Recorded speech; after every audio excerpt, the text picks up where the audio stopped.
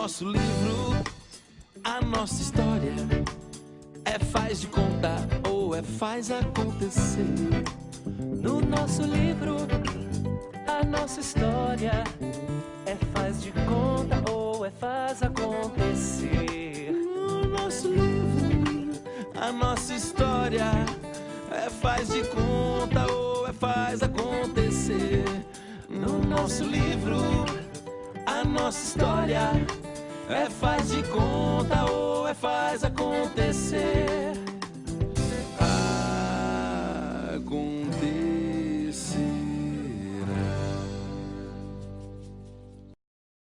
Senhoras e senhores, respeitável público, no ar mais um Arte e Memória da Cidade.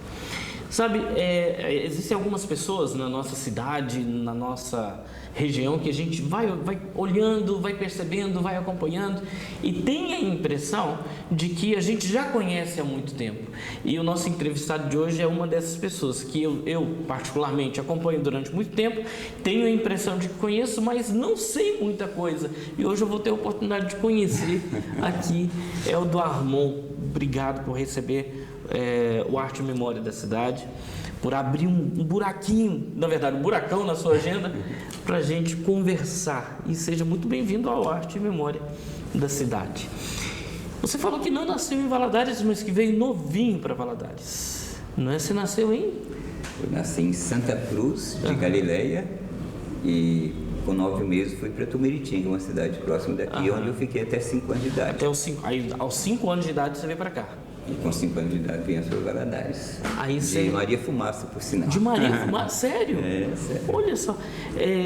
Aí você está aqui há 18 anos, né? Que você veio com 5 e... 59 anos.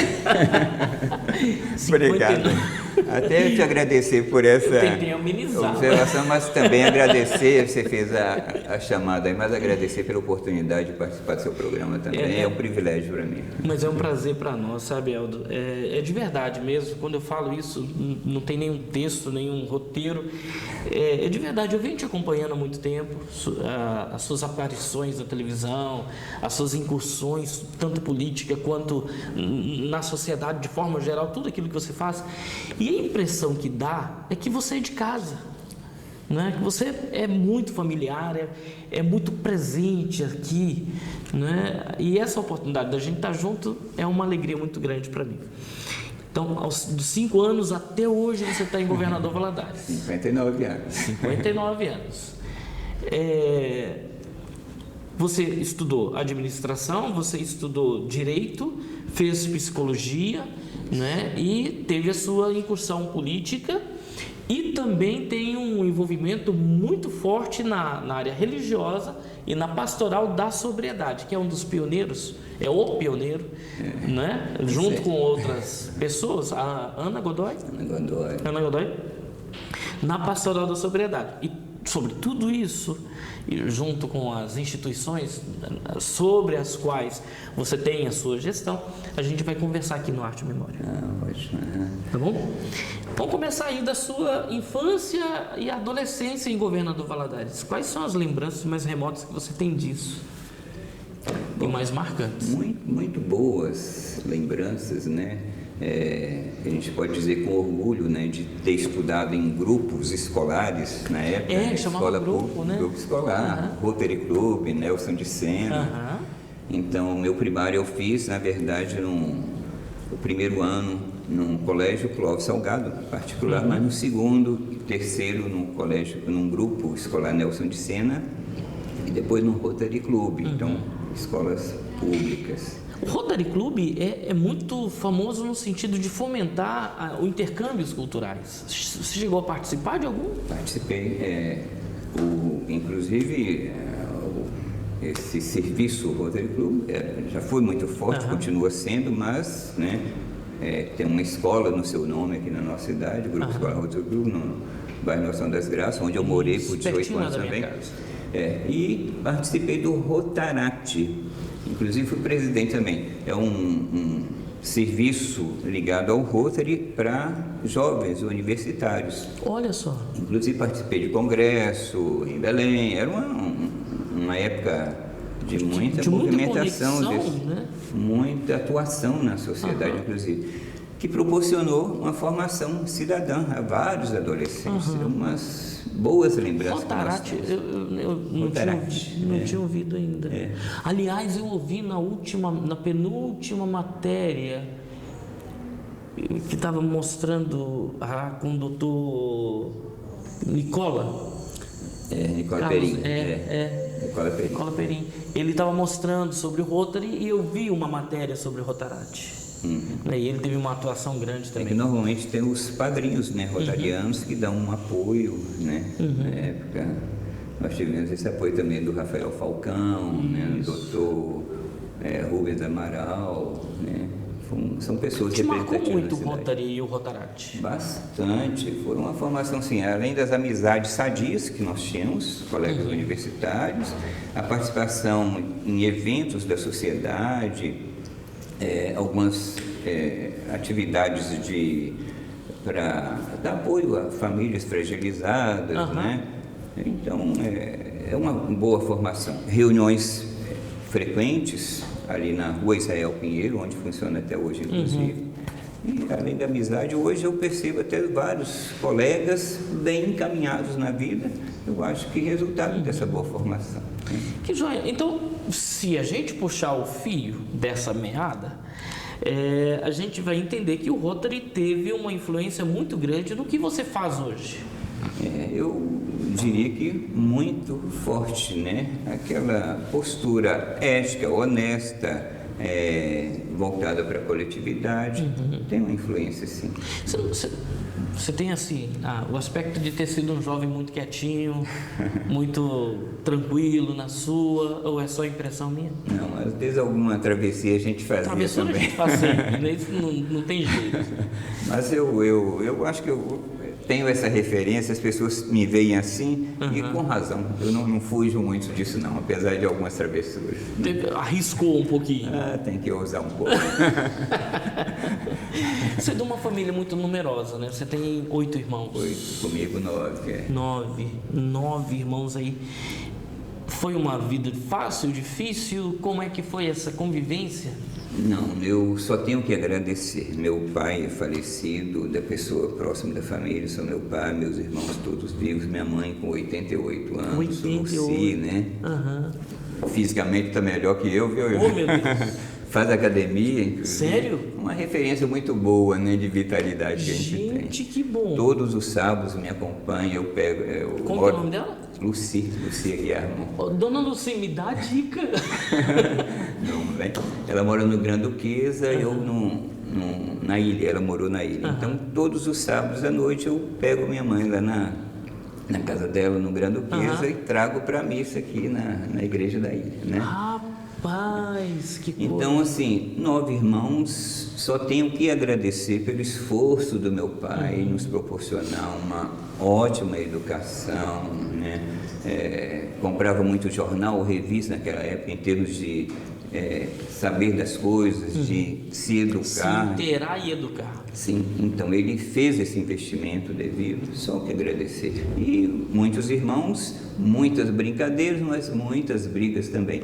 Você que falou que se me vê muito quietinho e tal, realmente sou, mas entrei em muitas brigas por causa de um dos irmãos. Para jogar bola era catimbeiro demais, arranjava as confusões, eu tinha que entrar para ajudar. Né? Eu entrava para ajudar, para defender o irmão também, né? Gente... É o Elvinho, o irmão mais velho, ele é conhecido, muito boa pessoa, mas para jogar bola, com frequência era expulso. É cruzeirense atlético, ele. As pessoas lá em casa são bem educadas. Sabe escolher, são cruzeirenses. Igual minha esposa, todo mundo educado. Ô Elton, você não foi muito de frequentar os clubes aqui ou teve essa fase? Não, frequento também, somos sócios. Não, estou falando assim, na época da juventude, os carnavais, os clubes. Participava também, nossa, mais uma vez, né? Gosto muito, naquela época nós tínhamos os carnavais de clube, Minas, Garfo, Ilusão. Tínhamos blocos de rua também, participei, né, do Caracol. Boas lembranças. Gente, é só cara de quietinho. Pois é, as travessuras estão por aí. Ó. Vai revelando as travessuras. As travessuras estão por aí. Ok, aí você parte para estudar e profissionalmente apontando para um lado. Você começou pelo direito ou pela administração? O primeiro curso foi administração. Por sinal, no final do ano passado, nós comemoramos 40 anos de formatura. Nós somos a turma pioneira aqui da FGV. Sério? Nossa, foi muito agradável reencontrar os colegas, muitos colegas. Fizemos um grupo no WhatsApp, agora o pessoal mantém constante comunicação. Mas foi muito agradável. Inclusive, tivemos uma simulação de aula. Toninho Coelho, um dos professores, participou conosco também, o Canhão, Shimabukuro, me fugiu um outro aqui, mas 4 professores, né? Gente, deve ter sido uma emoção muito grande. Muito agradável, mas muito, bastante. Alugamos uma chácara, ficamos de sexta, sábado e domingo, aí no domingo de manhã que fomos lá para a própria escola, fomos para a nossa sala, né, onde vivenciamos vários anos lá. E o que foi isso? Você voltar para a própria sala com o mesmo professor, Rapaz, 40 muito anos agradável, depois. muito bom. E ver os colegas encaminhados também com a boa formação, foi fantástico, né? Que bom. E o que te levou para a administração? Ou quem te levou? Opção, eu trabalhava na Caixa Econômica Federal, né? E então, para seguir a linha, né, na área onde eu atuava, né? Aí depois fiz direito. Muitos meninos aqui em Valadares atuavam em bancos. Então, como Banco do Brasil. Aprendiz, quer dizer, era tipo um menor aprendiz, né? Chegava e começava a trabalhar e acabavam tendo uma carreira dentro. O Banco do Brasil e Caixa Econômica Federal proporcionavam essa possibilidade, né, de carreira. Então, fiquei na Caixa há 31 anos, né? Trabalhei muito na área meio, então galguei alguns cargos ali. E, paralelamente, eu desenvolvi até atividade de corretor de imóveis também, né? Eu nunca fui de ficar quieto, não. Sempre inventava algumas atividades. Me dei bem também na área de corretagem de imóveis, né? De transação imobiliária, né? Teve um período melhor em Valadares? Sempre. Ou é constante o período bom de corretagem? Não, tem altos e baixos, né? Isso é tranquilo. Mas tive ótimos momentos, ótimos, muito bons momentos, eu poderia dizer. Que bom. Nós entrevistamos o Fausto Perim. Fausto Perim, está muito bem. Ele foi funcionário, inclusive, do Banco do Brasil. Brasil. Ele falou do Banco do Brasil, ele contou a trajetória dele até ele abrir a imobiliária. E foi por isso que eu lembrei que você falou, né? Também do banco, aí eu lembrei dele. Vamos fazer o seguinte, vamos dar uma paradinha. No próximo bloco a gente vai voltar falando um pouco mais dessa formação da administração, mas passando também pelo direito, tá? Okay. E depois psicologia e as outras atividades. Vamos lá. Combinado? Obrigado. Gente, a gente está aqui com o gentilíssimo Eldo Armon, que de quietinho não tem muita coisa não. Os carnavais tem muito para contar, né? Eita, vai contar? Não. Vamos passar para os outros assuntos. Vamos pular. A gente volta já aqui no Arte e Memória da Cidade.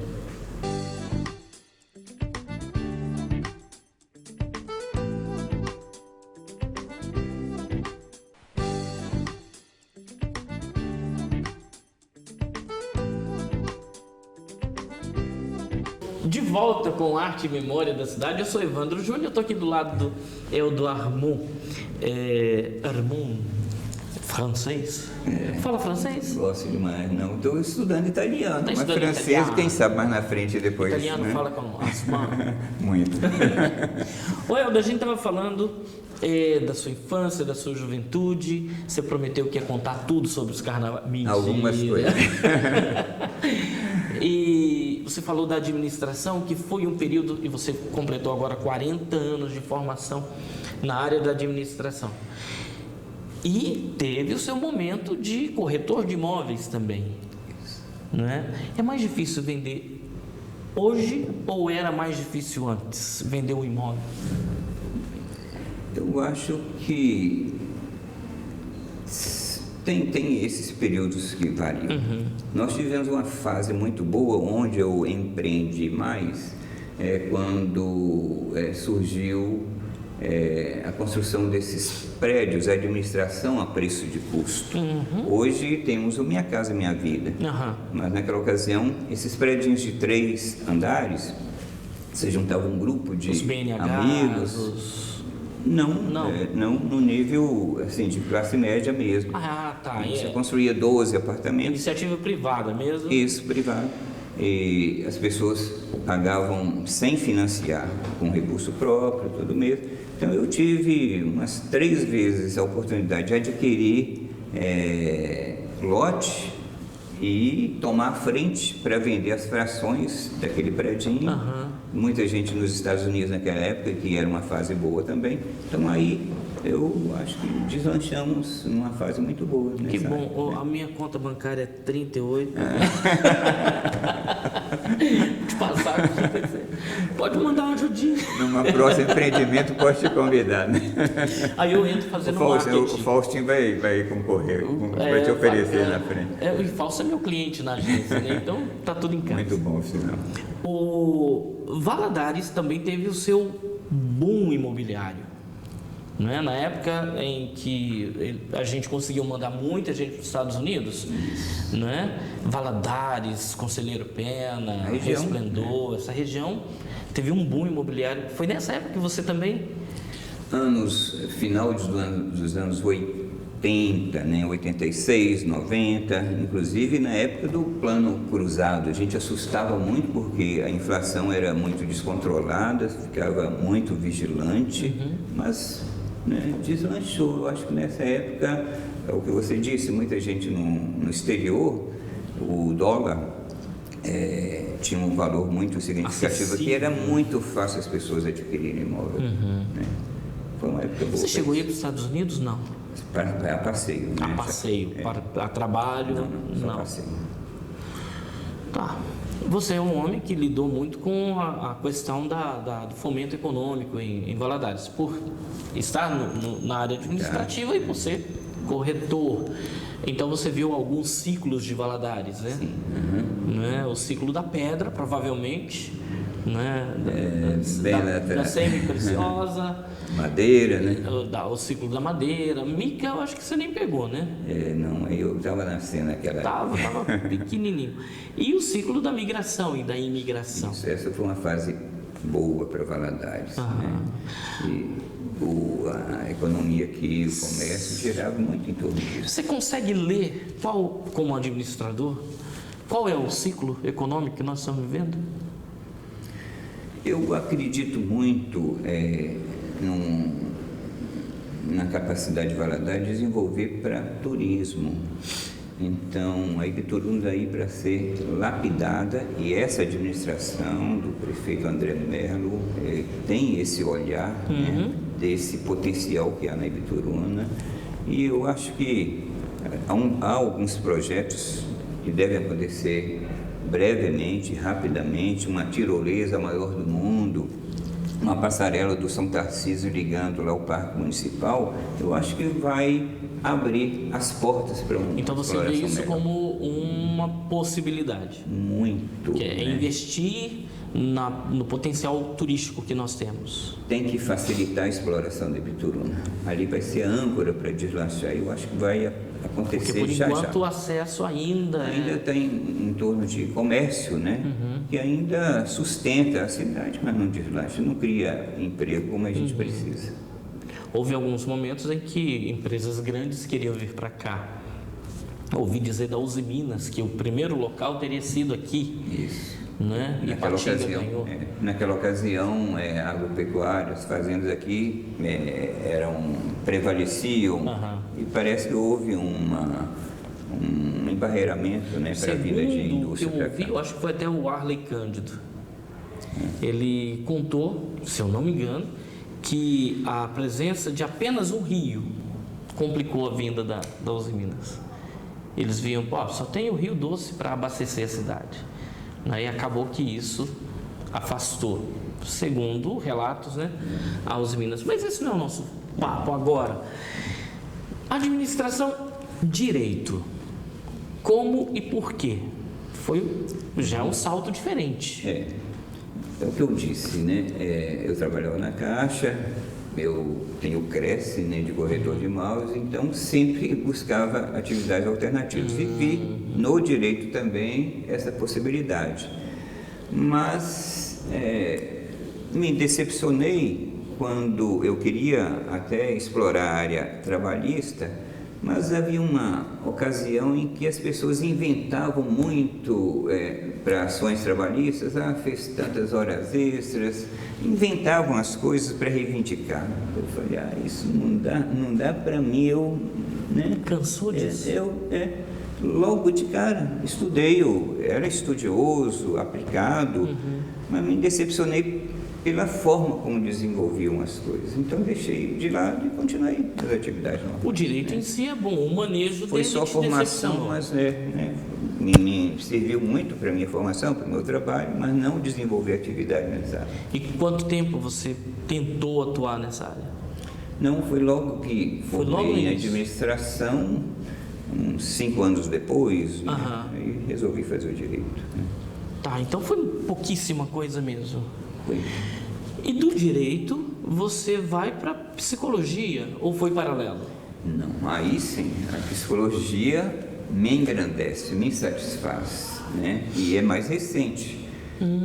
Eu me formei em psicologia em 2007. Olha só. Então tive uma dificuldade, sim, trabalhando e tal, passei por quatro turmas, mas é onde eu escolhi fazer, até pelas circunstâncias, né, dos trabalhos em que eu me envolvia. E depois fiz uma especialização em dependência química, então eu me identifico plenamente, né? E hoje eu me volto, né, para as atividades nessa área, tem consultório, né? A psicologia me satisfaz. Né?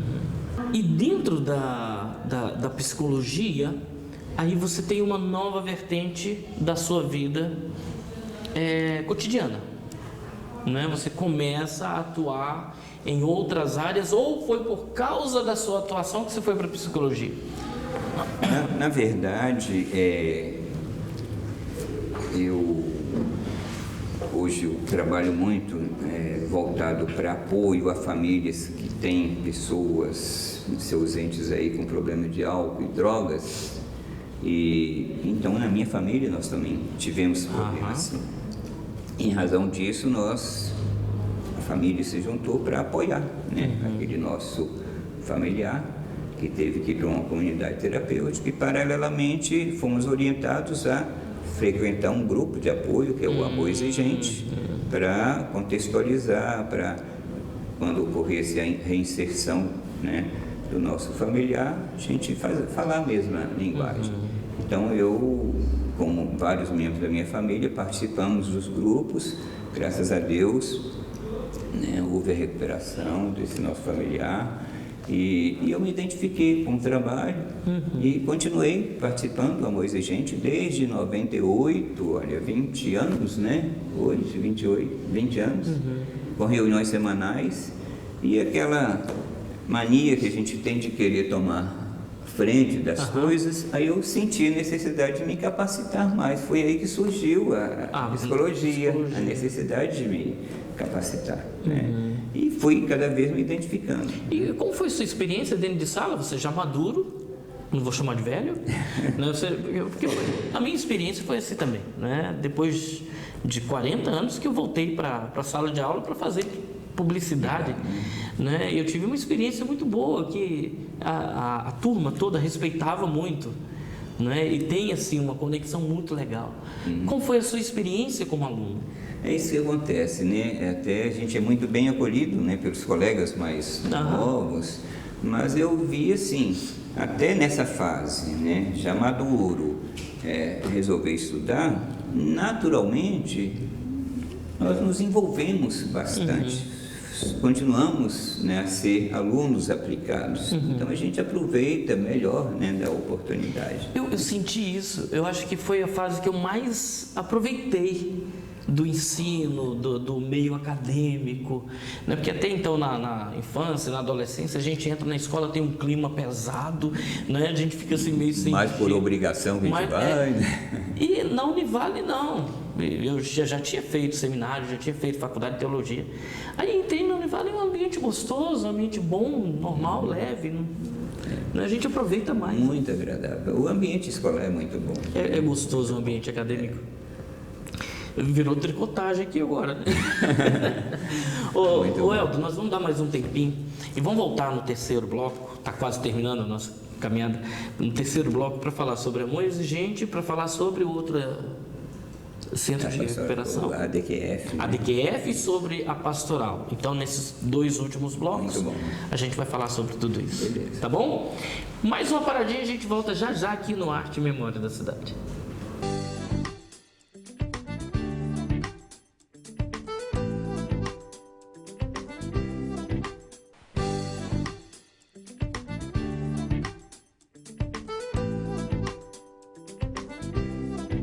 Arte e memória da cidade. E em relação à memória, a gente está com uma memória excelente aqui. Eldo Armon, no nosso Arte e Memória da Cidade, para nos ajudar a recontar um pouco da nossa história. Eu sempre digo, Eldo, que o programa é a nossa gente contando a nossa história, né?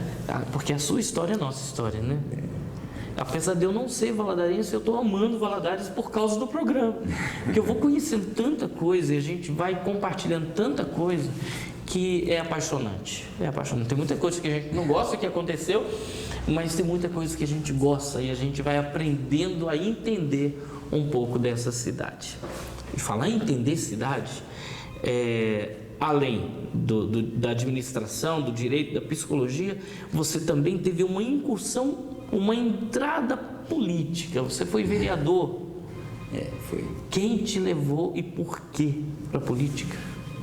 Tem hora que eu paro para pensar onde é que eu estou, onde é que eu resolvi, né, caminhar. Eu acho até que até hoje eu não tenho perfil nenhum para a política, mas foram praticamente 4 mandatos, 2 inteiros, né, outros 2 parciais. Cheguei a presidente da Câmara, mas sem fugir a esse meu jeito. Esse Eldo que as pessoas estão vendo aí, que você vê, eu não consegui me desgarrar. E na política, tantos e tantos desafios, né, que querem levar a gente, né, para outros caminhos aí. Outras vertentes perigosas. Se a gente não tiver, não ficar vigilante, você acaba desencaminhando, né? Então, assim, não me imaginava jamais. Mas em razão dessa identificação com o trabalho social, né, que eu me envolvia há bastante tempo e que necessitava de ampliar, né, esses espaços para atender as demandas que surgiam. Foi com esse desafio. A gente estava conversando antes, você falou justamente isso. Eu entendia que a política, a experiência política, poderia me ajudar a desenvolver os projetos sociais que eu tenho, né? E que de alguma maneira houve uma frustração, porque não é bem assim. É verdade, né? A gente vai com a melhor das intenções, né? Somos representantes da população, uma visão de coletividade, mas o ambiente não é assim. Realmente ocorrem as frustrações, em vários momentos nós nos vemos ali num cercadinho, você tem que seguir maioria. Nesses momentos a gente tem que fazer prevalecer a formação honesta, ética que temos e fazer um questionamento. Espera aí, para onde que esse grupo está querendo me levar? Essa maioria vai Essa fazer maioria está querendo me levar. Então, às vezes a gente fica sozinho, né? Porque é o que a gente assiste, infelizmente, no nosso meio. Algumas, né, medidas, algumas tomadas de decisão aí que não o que a população esperava que acontecesse. Valadares, infelizmente, entra para o cenário político nacional por vários motivos. Há algum tempo, Valadares recebeu os presidentes vinham aqui, os governadores e tal, e era uma festa política, porque havia um intercâmbio. E agora Valadares entra, eu estou falando de 5, 6 anos, entra no cenário político brasileiro através da Operação Mar de Lama, não é? Com cifra de bilhões podendo ter sido desviado. E você me contou o seguinte: a correnteza é muito brava, é muito forte, e o sujeito tem que se cuidar para não ser levado pela correnteza. Acontece muito isso, né? Você vê que nessa questão do Mar de Lama, quantas e quantas pessoas envolvidas que nos surpreenderam, mas eu digo o seguinte, é a falta de vigilância. Talvez no íntimo as pessoas não tenham má índole, mas distraíram naquela questão, o sistema funciona assim, a maioria me pede para eu ir com eles e você vai junto, mas não questionou, mas será que esse caminho que estão querendo levar é o correto?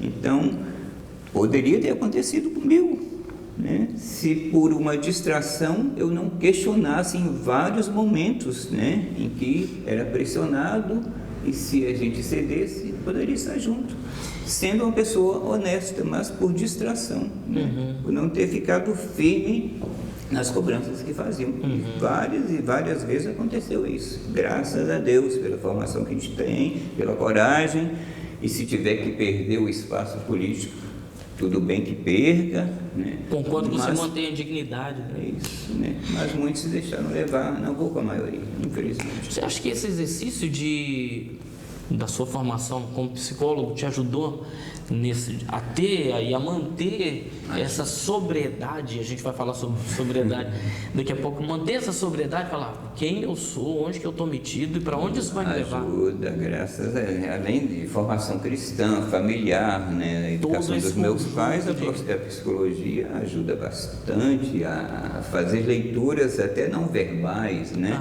Você consegue identificar várias situações, se antecipar a muitas dessas situações. E você teve que se antecipar várias vezes dessa situação? Várias. Facilita o conhecimento de psicologia. O sujeito chegava, nos dá esse privilégio. O sujeito falando, está querendo me levar com a maioria. A gente não fica o tempo todo.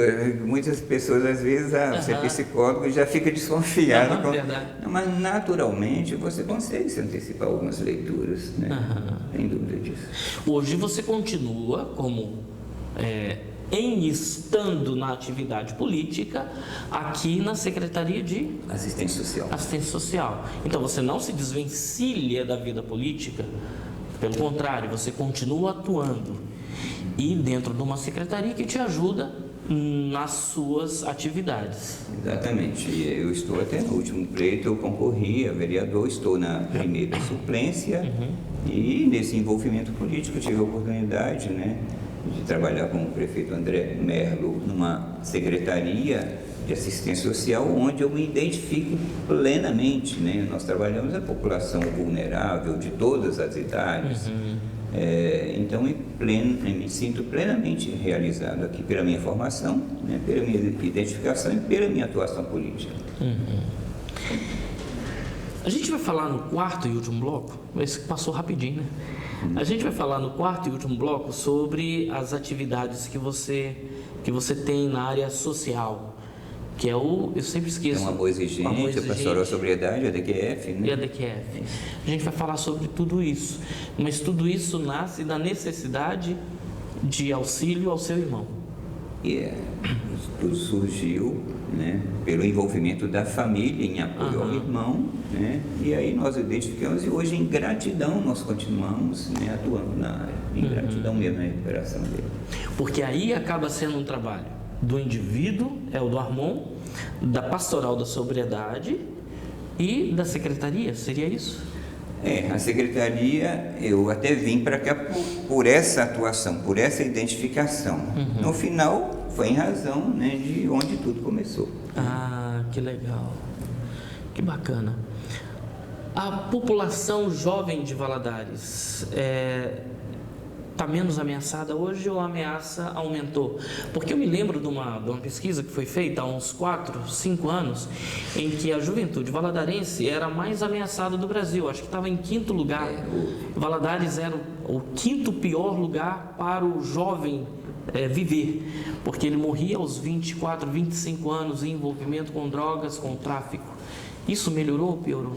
Você vai falar isso no quarto bloco, tá bom? A gente vai dar mais uma paradinha, a gente volta no quarto e último bloco aqui com o Eldo Armon, tá? Para falar muito mais sobre e para responder essa pergunta também, tá bom?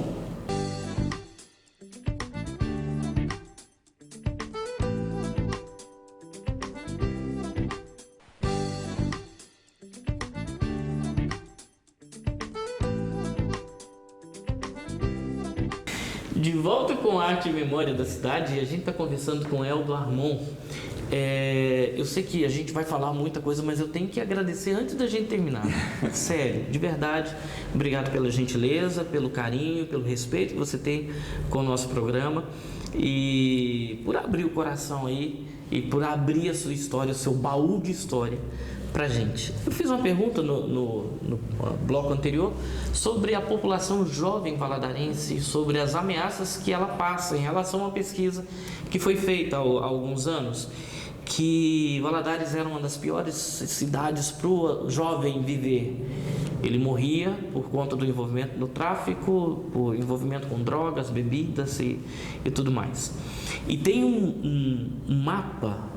Existe, aí vem a outra pergunta, existe algum mapa de zonas piores dentro da cidade de Valadares? Existe, inclusive há programas implantados, né, em alguns desses locais. Tem um programa Fica Vivo, no Turmalina, no Carapina, mas a população jovem está muito vulnerável, não deixou de ser ameaçada. Muito. Nós trabalhamos aqui na Secretaria de Assistência Social, eu disse, né, nas várias faixas de idade do indivíduo, e temos também um grupo de adolescentes, né, que tem que cumprir medidas socioeducativas, instituições de acolhimento de adolescentes em razão dessas situações também de algum envolvimento indevido, e nós vemos de perto mesmo a vulnerabilidade dessa meninada. E além desse envolvimento, eu acho que também a parte da educação está muito precária. Então as pessoas hoje estudam-se, quando estudam, não há conteúdo, não há qualidade, saem sem saber. E nesses equipamentos nossos, né, que temos que cuidar de alguns adolescentes, não damos conta de tudo, temos instituições parceiras conveniadas conosco também. Quando atingem 18 anos, e aí? Já não podemos continuar com o acolhimento, tem que ir para o mundo. E aí? A pergunta é essa mesmo. E aí?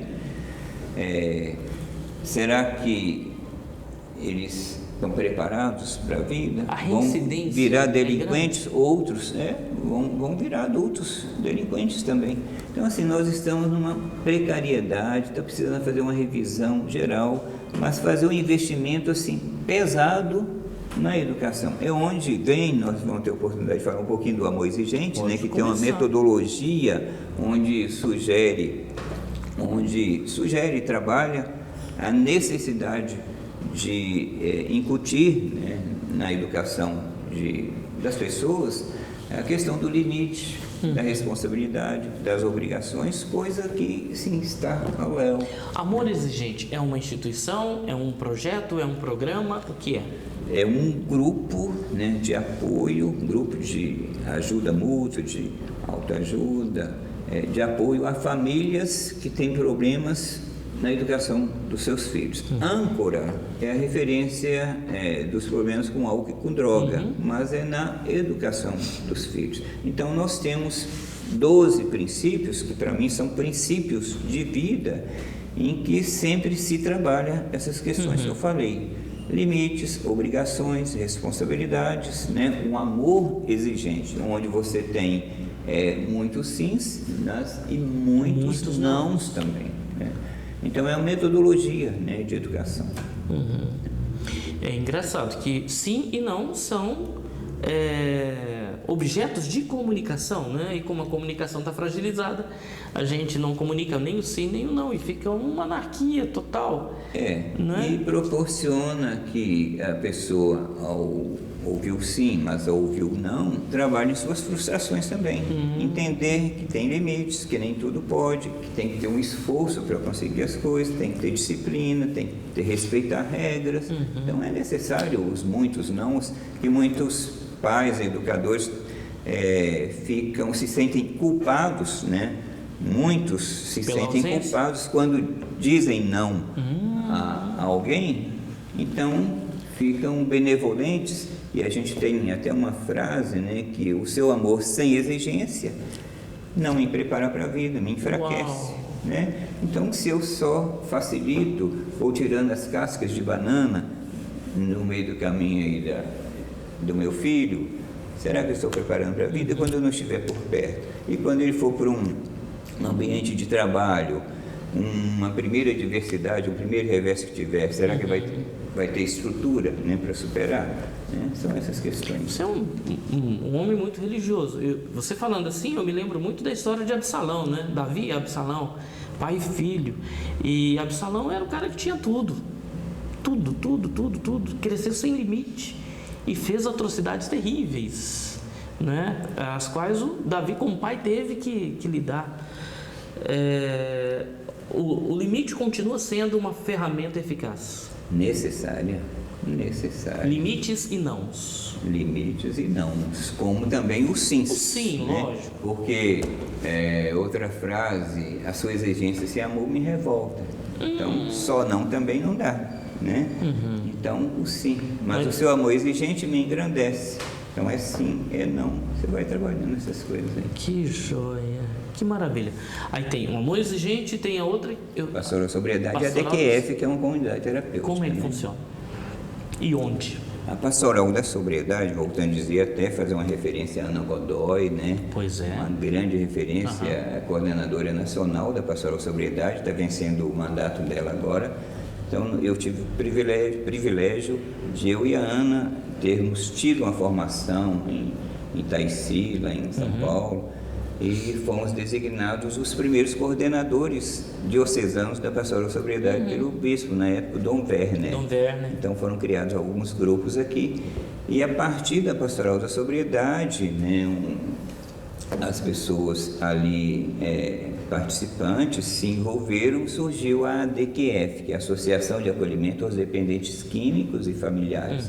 É uma comunidade terapêutica que acolhe pessoas que precisam... Tempo integral, internato? Tempo integral, internato, 9 meses, né, para desenvolver um novo projeto de vida. Inclusive... Qual é a faixa etária? Adultos, a partir de 18 anos. Nós tivemos um período em que trabalhamos adolescentes, crianças também, inclusive na época de criança, até criança de 8 anos, 9 anos, nós chegamos a acolher lá, envolvido com tráfico de droga. Né? E o que foi isso para você ver uma criança de 8 anos? Hein? Pois é, rapaz, é doloroso, né? Mas vamos lá para oferecer o melhor que podemos, né? Tentar resgatar, trabalhar, mas dói. Eu estava fazendo um mestrado na área de missiologia em São Paulo, no Mackenzie, e eu tive que fazer um trabalho de campo ali na Cracolândia.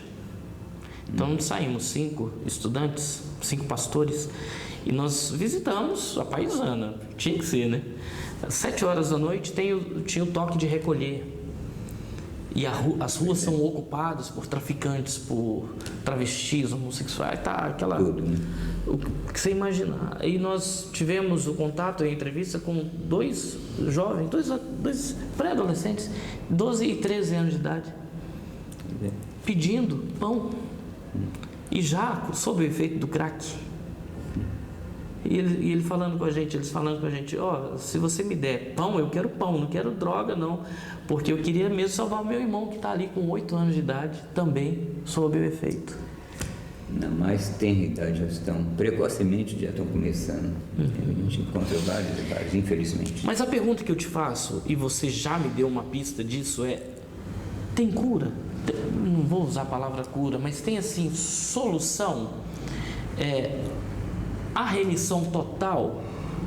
recuperação? Nós temos que acreditar nisso, é o que nos move, com toda a dificuldade que há, mas temos que acreditar que a pessoa pode desenvolver um novo projeto de vida. Vai ter que continuar vigilante o tempo todo. Então, a cura total não existe, né? Mas que ele consegue se reequilibrar, desenvolver novos projetos, um novo projeto de qualidade, novos vínculos, viver, né, como todos conseguem na sociedade. Lógico que é, e temos que acreditar nessa possibilidade, senão... Eu mencionei a Cracolândia e o Dória, assim que assumiu São Paulo, né, ele fez aquele projeto de recolher forçosamente as pessoas e levaram para locais de recuperação, o que não deu certo, não é? A vontade própria ainda precisa ser respeitada nessa situação? Como é que funciona isso? Em algumas situações precisa de uma internação, uma intervenção involuntária, porque as pessoas não estão em condições, né, de tomar uma decisão racional. Então, nesses momentos, precisa da internação voluntária, intervenção voluntária para salvar a pessoa. Né? E ali, na intervenção, você vai conseguir fazer um trabalho de sensibilizar, né? Vai levar um tempo, mas esperar indefinidamente pela vontade do outro, em algumas situações, você não vai ter essa resposta. Também. Você não vai ter essa resposta. Né? O que é necessário, então, para dar esse clique, para o sujeito se dar conta de que precisa da internação? Tem algum projeto de auxílio nessa área, de visita, de conversa? Você está precisando, vamos embora, alguma coisa assim? Sempre, né? Há muitos trabalhos voluntários nesse sentido. Aqui na Secretaria de Assistência Social mesmo, nós temos um serviço de abordagem social, onde as pessoas são abordadas nas ruas e para elas são oferecidos esses equipamentos que nós temos aqui. E muito qualificados, por sinal. Nós temos que respeitar a legislação, porque a pessoa tem o direito de decidir livre para aceitar ou não, né? Mas é onde eu defendo. Em algumas situações, precisa a gente resgatar, né, a intervenção involuntária. Em alguns momentos a gente precisa disso. Rapidinho, a escola em tempo integral ajuda a preservar o jovem ou ainda é cedo para a gente falar sobre isso? Não, ajuda e precisa ser melhor estruturada, né? Mas ajuda, eu acho. O envolvimento das igrejas católicas, evangélicas, parece que deu uma esfriada em relação a essa área. Bom se tocar nesse ponto. É importante o trabalho das igrejas que visitam, mas faz sopão, faz um monte de coisas aí e leva no ambiente onde a pessoa está, isso não ajuda. As intervenções junto às pessoas que estão na rua, chegarem para conversar e dizer a elas, olha, há os equipamentos públicos onde você pode buscar ajuda. Agora, quando é oferecida à pessoa facilidades, roupa, refeição, no ambiente onde ele está, ele não vai sair dali, é o que ele mais quer. Tem a droga, chega tudo para ele, e em algumas situações, quando a gente faz as nossas intervenções aqui, eles argumentam isso. Eles argumentam isso, se eu recebo tudo aqui, eu vou sair desse ambiente. Não ajuda. É necessário refletirem. A gente sabe do bom coração das pessoas, difícil não querer ajudar, né? Mas vai ajudar muito mais orientando a buscar os equipamentos. Bacana. Então tá, a última pergunta que eu vou fazer para a gente finalizar.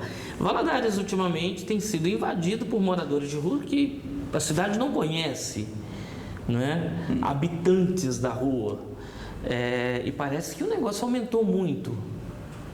Qual é a explicação para isso? Se há? É a situação geral do país, mas aqui nessa nossa administração nós conseguimos abrir vagas de emprego no CEMOV, 10 vagas para as pessoas que estão na rua e que têm vontade de sair. O prefeito André Berno nos deu essa possibilidade. Temos feito um trabalho de preparação dessas pessoas para aproveitar esse espaço. Semana passada mesmo, 7 deles começaram. Tem mais trabalho. vaga? Sempre que tiver alguém com essa vontade. Eu tenho um casal que eu estou fazendo errado, eu estou levando comida para eles. Tá.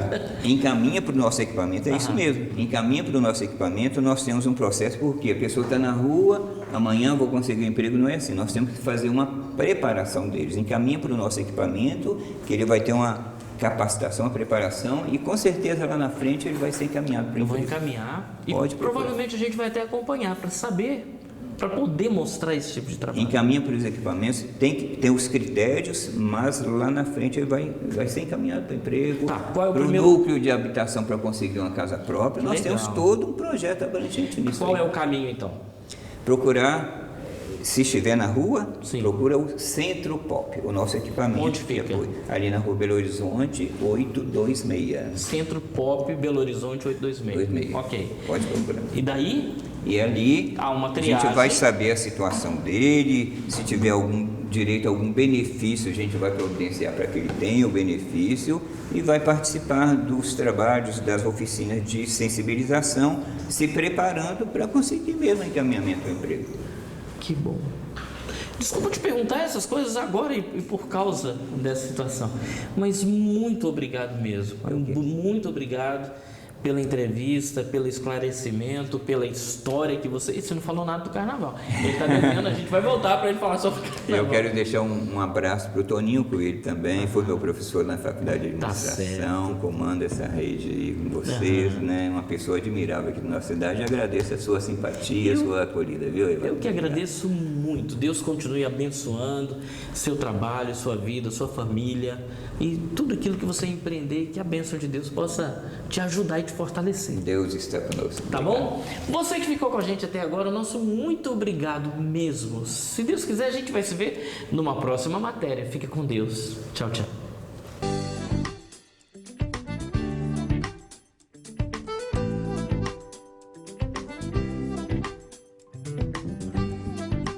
No nosso livro, a nossa história é faz de contar ou é faz acontecer. No nosso livro, a nossa história é faz de conta ou é faz acontecer. No nosso livro, a nossa história é faz de conta ou é faz acontecer. No nosso livro, a nossa história é faz de conta ou é faz acontecer. Acontecer.